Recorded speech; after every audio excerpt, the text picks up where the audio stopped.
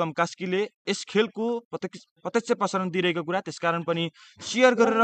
सम्पूर्ण खेलप्रेमी दर्शक महानुभावहरू बीच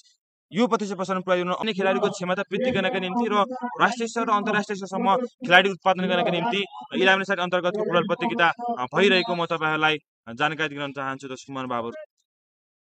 विसङ्गति जस्ता कुराहरूबाट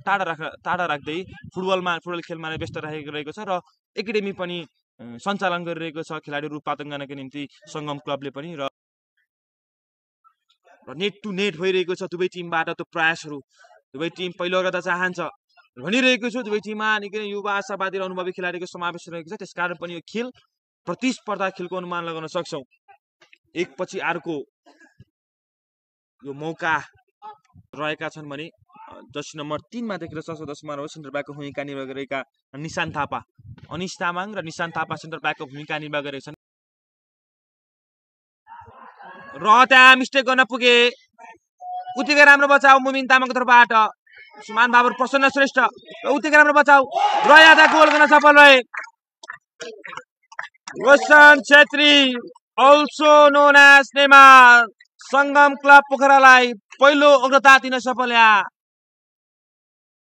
गल्ती गर्न पुगेका थिए सेन्टर ब्याकको भूमिका निर्वाह गरेका विवेक गुरुङ, त्यो मिसकम्युनिकेसन रहन पुगेको थियो, तर त्यो मौका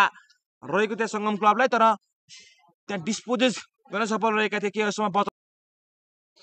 र म जानकारी दिन चाहन्छु हामीसँग निरज गुरुङले सङ्गमले जित्छ भन्दै हुनुहुन्छ, आफ्नो टिमलाई समर्थक देखाउँदै हुनुहुन्छ र इन्द्र गुरुङ भन्दै हुन्छ फर्स्ट एसिस्टेन्ट रेफ्रीमा सन्तोष गुरुङ दाइहरू भन्दै हुन्छ, पक्कै पनि रेफ्री सन्तोष गुरुङ ज्यू नै हुनुहुन्छ र म जानकारी दिन चाहन्छु यस खेललाई निष्पक्ष ढङ्गले व्यवस्थापन गरिदिनुहुन्छ मेन रेफ्रीको भूमिकामा कविमान गुरुङ र फर्स्ट एसिस्टेन्ट रेफ्रीमा सन्तोष गुरुङ र सेकेन्ड एसिस्टेन्ट रेफ्रीमा राजकुमार श्रेष्ठ रहनुभएको छ र मौका हुन सक्छ। प्रसन्न श्रेष्ठ यसले फुटेर प्रहार र गोल गरिदिए त्यहाँ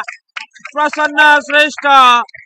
सेकेन्ड बारमा त जाली जिमाउँदै कुनै पनि मौका दिन चाहेनन् त्यहाँ मुमिन तामाङलाई,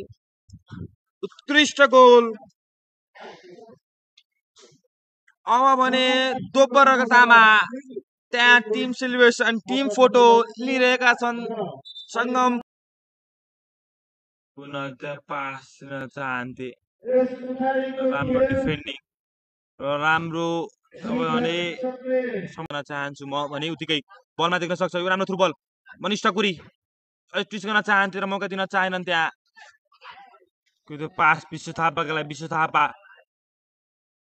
त्यो पास दिन चाहन्थे त्यहाँ मनिष ठकुरीका लागि त्यो राम्रो पास रहन सकेन। बलमा तकदिर खले लेफ्ट ह्यान्ड साइड र सुरुवाती पहिलो हाफमा निकै नै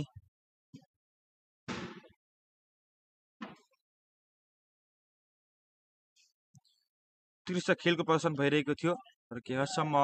आशिष केसी रेड कार्ड पाएका थिए र पेनल्टी मार्फत इक्वलाइजिङ गोल भएको थियो, 2-2 गोल भएको थियो। त्यो समय केही बढी थप गरिनेछ, पक्कै पनि केही हदसम्म केही समयसम्म त्यहाँ कन्ट्रोभर्सी आइरहेको थियो, दृश्य देखिरहेका थियौँ हामीले केही चिन्ह अगाडि भने बलमा देख्न सक्छौँ सुजन मगर।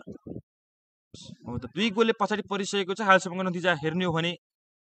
सुरुवाती चरणमा अग्रता लिन सफल भएको सङ्गम क्लब अब पनि त्यति राम्रो